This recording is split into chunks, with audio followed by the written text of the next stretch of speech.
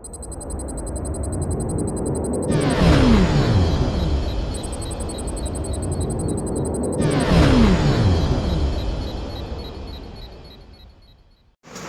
नमस्कार।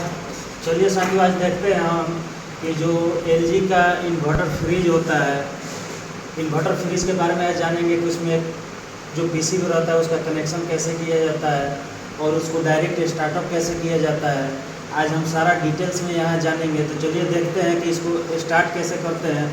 ये जो पीसीबी LG का जो सिंगल डोर इन्वर्टर फ्रीज आता है उसका ये पीसीबी है, जिसका नंबर है EBR 84 यानी कि 84294581, यानी कि इसका पार्ट कोड हो गया। ये जो पीसीबी का पार्ट कोड यहाँ दिया हुआ है ये मल्टी आता है, यानी कि कोई भी LG का फ्रिज हो सिंगल डोर उसमें काम कर जाता है। क्योंकि बहुत जगह हम लोग जाते हैं देखते हैं उसमें अलग अलग पीसीबी लगा रहता है। जैसे में आप लोगों को हम दिखा देते हैं, पीसीबी पुराना वाला जो है दे दीजिए, वो नहीं 4 कैपेसिटर वाला पीसीबी है जो LG के किसी भी सेट में लग जाएगा। और यहाँ ये भी एक जो है LG का ही किट है, पीसीबी है, इन्वर्टर पीसीबी। तो इस पीसीबी के जगह भी जो हम दिखा रहे हैं ये वाला पीसीबी लग जाएगा, ठीक है। तो इसमें कोई दिक्कत नहीं होता है, ये किसी भी LG के सिंगल डोर में पीसीबी सेट हो जाता है और कंप्रेसर स्टार्ट हो जाता है। तो इसके जगह पर हम लोग ये पीसीबी भी लगा सकते हैं। तो चलिए आज देखते हैं कि इसका कनेक्शन कैसे होता है। तो सबसे पहले देखते हैं ये वाला जो जैक होता है इसमें लोड और न्यूट्रल आता है, ठीक है। यहाँ से लोड और न्यूट्रल देते हैं, यानी कि फेस और न्यूट्रल देते हैं। अब देख लेंगे ये वाला तो जैक हो गया हम लोगों का, इसमें सप्लाई आ गया। लेकिन LG के पीसीबी में और जो कंपनी होता है उससे थोड़ा सा अलग होता है। इसमें 2 जगह हम लोग क्या करते हैं, सप्लाई देते हैं न्यूट्रल फेस। क्योंकि ये वाला जो थर्मोस्टेट यहाँ देखेंगे लिखा हुआ रहता है, यहाँ थोड़ा जूम करके देख लीजिए। तो थर्मोस्टेट का जो पॉइंट रहता है यहाँ पर भी 220 वोल्ट आता है। तो इसका हम लोग कनेक्शन करके देखते हैं कैसे ही यहाँ पर 220 वोल्ट देते हैं और यहाँ 220 वोल्ट कैसे देते हैं। और यहाँ देख लेंगे जो 3 पिन का कनेक्टर है यहाँ पे, इसमें एक कनेक्टर बॉडी ग्राउंड के लिए दिया रहता है यहाँ पे, और 2 जो रहता है इसमें OLP का रहता है, ओवरलोड प्रोटेक्टर का रहता है, जो कि एक सेपरेट डिवाइस है जो कि प्रोटेक्ट करता है ओवरलोड होने से। तो यहाँ पर देखेंगे।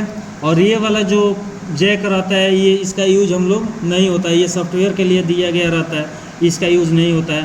तो हम लोगों का जो यूज होता है देखेंगे कितने कनेक्टर यहाँ पर लगते हैं। यहाँ पर फर्स्ट तो यहाँ न्यूट्रल फेस का हो गया, सेकेंड यहाँ ओवरलोड के लिए हो गया, थर्ड में होता है यहाँ पे थर्मोस्टेट का, यहाँ पर भी न्यूट्रल फेस दिया जाएगा और यहाँ पर भी न्यूट्रल फेस दिया जाता है।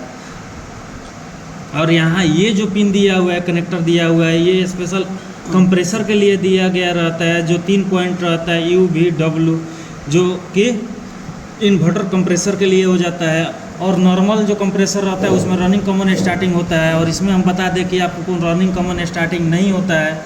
और इसमें कौन सा पॉइंट रहता है, आपको देखा जाए तो UVW से सूचित किया जाता है।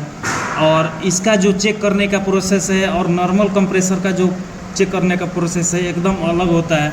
क्योंकि जो हम लोग का नॉर्मल कंप्रेसर होता है वो 220 वोल्ट पर चलता है, और ये हम लोग का जो इन्वर्टर कंप्रेसर होता है ये DC 320 वोल्ट से 350 वोल्ट तक पे चलता है। तो इसको हम लोग अलग एकदम प्रोसेस है चेक करने का।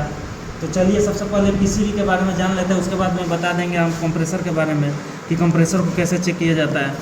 तो हम लोग इसका कनेक्शन देख लेते हैं। तो सबसे पहले तो हम एक वायर ले लेंगे, लीड ले लेंगे, जो न्यूट्रल फेस यहाँ पर हम लोग देंगे। तो वो वायर हम लोग को इसको कनेक्ट कर दीजिए वहाँ। तो सबसे पहले तो ये फेस का हम लोग यहाँ लगा लेंगे जैक। लगाइएगा तो शॉर्ट नहीं करेगा, ठीक है। तो लाइन देंगे तो यहाँ पर थिम्बल लगा चुके हैं, ठीक है। तो न्यूट्रल फेस का जो हम लोग लीड लेंगे देख लेते हैं। ये वाला वायर हम लोग ले करके इसमें न्यूट्रल फेस और दे देंगे हम लोग, ठीक है। यहाँ न्यूट्रल फेस हम लोग दे दिए।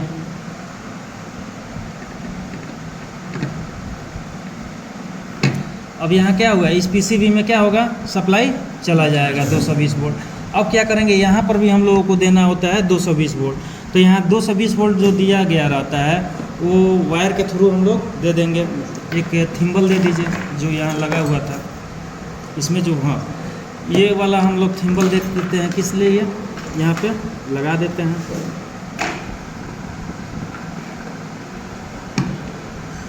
अब इसको हम लोग एक तो हम लोग दे देंगे जो फेस है इसमें डायरेक्ट दे देंगे, चाहे न्यूट्रल दे देते हैं यहाँ से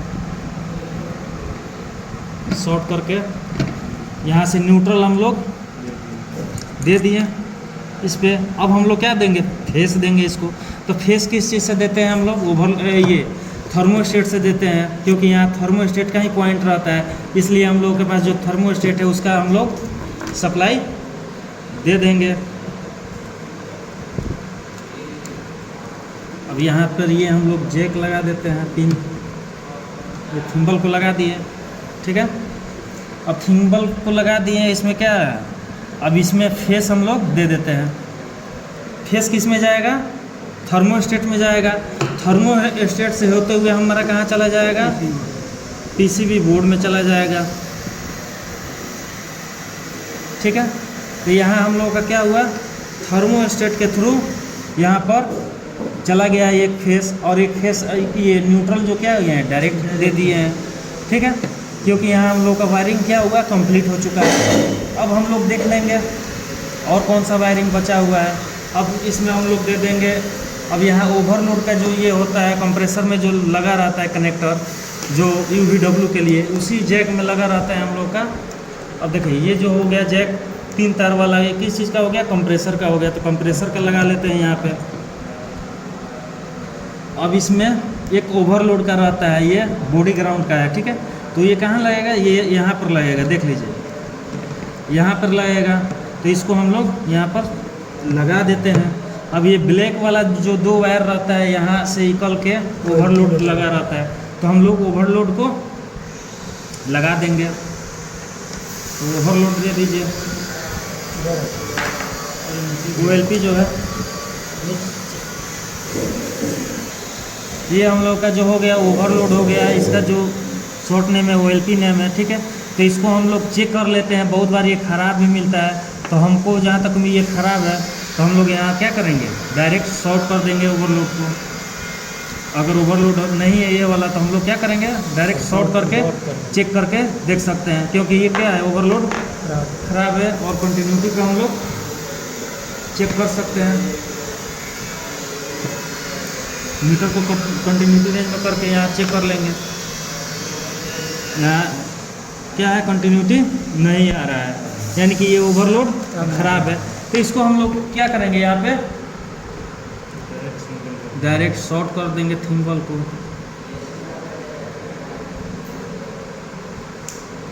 हो गया, यहाँ पर शॉर्ट हो गया है, ठीक है। हम लोगों का पूरा वायरिंग कंप्लीट हो चुका है। देख लीजिए यहाँ पर न्यूट्रल फेस यहाँ दे दिए हैं, क्योंकि यहाँ न्यूट्रल फेस की ज़रूरत होती है, और यहाँ पर भी न्यूट्रल फेस की ज़रूरत होती है। तो यहाँ पर भी न्यूट्रल फेस हो गया, क्योंकि यहाँ जो न्यूट्रल है डायरेक्ट दे दिए इस वायर से, ठीक है। ये न्यूट्रल का वायर हो गया, ये फेस का वायर हो गया। ये फेस का वायर सबसे पहले कहाँ देंगे, थर्मोस्टेट। थर्मोस्टेट से जो आउट होगा, इन तो हो गया आपको, ठीक है। और जो आउट होगा क्या करेंगे, इस जैक पर दे देंगे, ठीक है। यहाँ पे जो कनेक्टर यहाँ पर दे देंगे वह फेस, तो यहाँ क्या हो गया, न्यूट्रल और फेस दोनों आ जाएगा। अब देखिए सारा सप्लाई दे देते हैं तो क्या होता है, अगर हम लोग यहाँ सप्लाई देते हैं, सप्लाई दीजिए, सप्लाई देंगे इसमें, ठीक है। सप्लाई देते हैं, जैसे सप्लाई ऑन करते हैं तो इसमें एक लाइट रहता है जो LED लाइट रहता है, और ऑन करेंगे तो क्या करेगा, एक बार ब्लिंक करेगा, तो समझ जाएंगे हम लोगों का सप्लाई ओके है। ऑन कीजिए, देखिए देखें हम लोग की लाइट जला है यहाँ पे। अगर लाइट नहीं जलता तो हम लोग क्या करेंगे, ओवरलोड को चेक कर लेंगे, क्योंकि ओवरलोड से ये क्या रहता है, शॉर्ट रहता है अंदर से, ठीक है। अगर ओवरलोड ख़राब होगा तो ये लाइट नहीं जलेगा, या PCB शॉर्ट होगा फिर भी तो भी लाइट नहीं जलेगा। तो हम लोग का ये क्या है, नया PCB लेके आए हैं हम लोग, ठीक है। अब क्या करेंगे, अब यहाँ पे कनेक्शन ठीक है दे चुके हैं हम लोग। अब यहाँ हम क्या किए हैं, यहाँ थर्मोस्टेट से हम ऑफ किए हैं। जब तक थर्मोस्टेट को ऑन नहीं करेंगे तब तक क्या होगा, कंप्रेसर चालू नहीं होगा।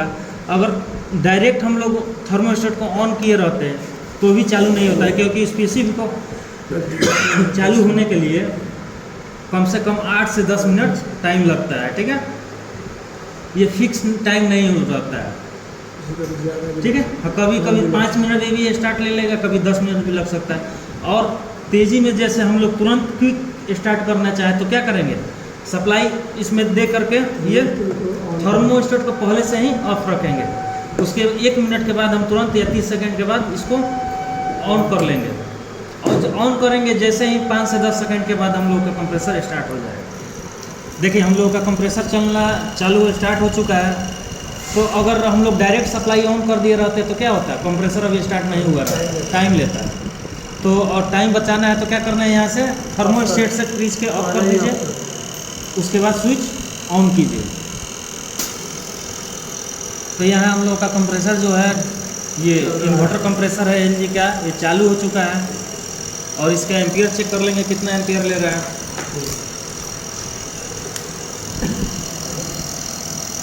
ये एम्पियर लगभग 0.15 ले रहा है, ठीक है। क्यों ले रहा है 0.15, क्योंकि ये अभी लोड पे नहीं है। जैसे इसमें हम लोग सिस्टम में लगाते हैं कितना स्टार्टअप होता है इन्वर्टर कंप्रेसर एकदम लो से, ध्यान में रखिएगा। जो नॉर्मल कंप्रेसर होता है या नॉर्मल फ्रिज होता है वो एम्पियर ज़्यादा लेके स्टार्ट होता है, ठीक है। और जो इन्वर्टर कंप्रेसर होता है वो लो से स्टार्ट होता है और लास्ट में हाई जाता है, धीरे धीरे रनिंग पकड़ता है।